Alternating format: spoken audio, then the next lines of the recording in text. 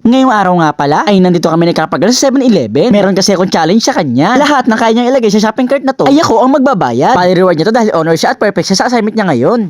Alam ko na makakunin ko. Naglibot-libot na nga si Kapag Girl. Hinahanap na nga yung mga gusto niyang bilhin. Sinubukan nga niya ilagay itong Oreo pero hindi kasya. Dito nga nakita lang niya yung mga gusto niya. Una nga niya nakita itong Bueno. Tingnan niyo mga katigod, dinadaya niya ako. Tingnan niyo kung saan niya nilalagay. Nilalagay niya sa ilalim para daw maraming mailagay. Grabe ha, inuutakan ako ni Kapag Girl. Hindi ko naisip yun ha. Ganito pwede?